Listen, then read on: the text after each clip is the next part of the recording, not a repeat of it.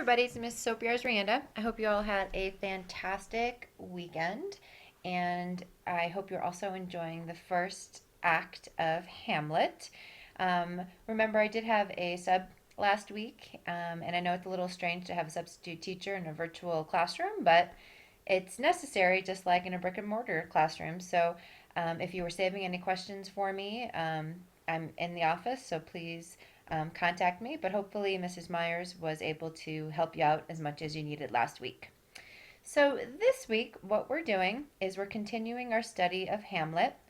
Last week, we read the first act of Hamlet, and you were able to differentiate or choose which session you completed. You chose Group A if you weren't very confident in Shakespeare and you struggled with the language, and you chose Group B if you're feeling pretty confident and comfortable with Shakespeare, and that was due yesterday and turned into this folder right here. This week we're continuing our work with Hamlet, and we're going to be reading the next two acts. So this week you're going to be reading Acts 2 and 3 in Hamlet. And we're going to be exploring some of his motivations, some of Hamlet's motivations for behaving the way he does in this play.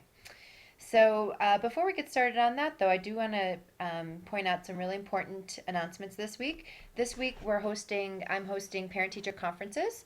On Tuesday, it's virtual, so between 6 and 8 o'clock, your parent would click on this link and they would be directed into a waiting room, basically, depending on who got there, in the order the person got into the room. And I would then invite a parent a parent and or student into a private conference room online, where we would have about a 10-15 minute conversation.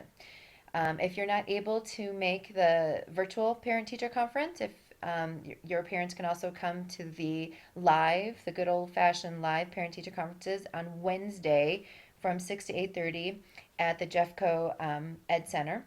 So I'll be available Tuesday and Wednesday this week. I would love to talk with you and talk with your parents, especially if you're struggling in class. It's not too late to be successful, and I want to help you with that. And if you and or your parent does come to parent-teacher conferences, then I will give you some extra bonus points. So that's a little incentive there. Also, next week on Wednesday from 5 to 6 at the Jeff Coed Center again, Mrs. Kipp and I are hosting Hamlet Movie Night.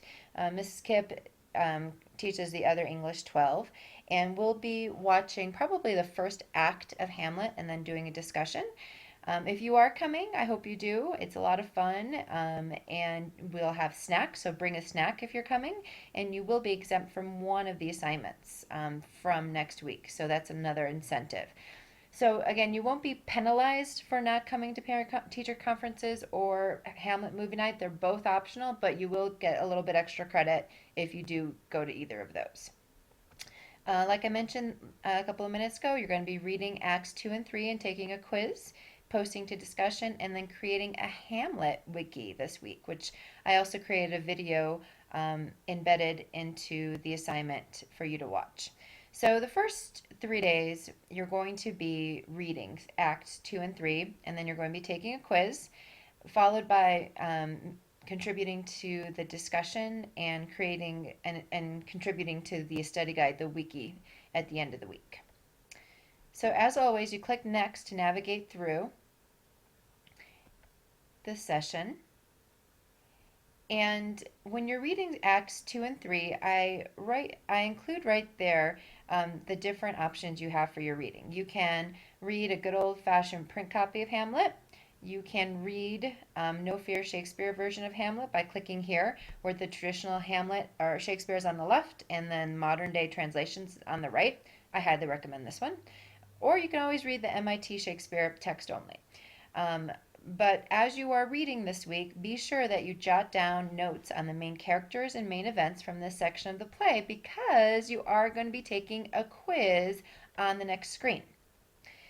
So after reading Acts 2 and 3 and taking notes, you are going to be you are going to be taking a 15-minute timed quiz. It's open book. It's only 4 questions, but you can only take it once and it's 15 minutes. So be sure that you are ready to take it before you click on next.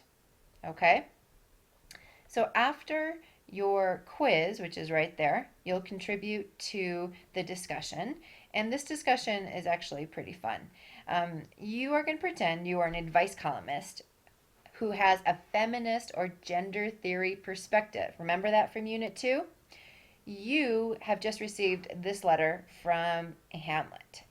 And on the discussion board, what you're going to do is you're going to respond to this letter from Hamlet in a feminist perspective. So you're going to use words like men, women, sexuality, status, roles, differences, and equal access in your response to Hamlet. So again, you're going to be responding to him, but with a gender theory perspective or feminist perspective. Be sure to also respond to at least 2 other responses. What do you think about their suggestion? Do you think the advice would work or not? So this is going to be a fun discussion. After you're done with the discussion, this is when you start adding to the wiki. And review this assignment, but also watch the video, and I go into detail about how to add and what to add to this wiki.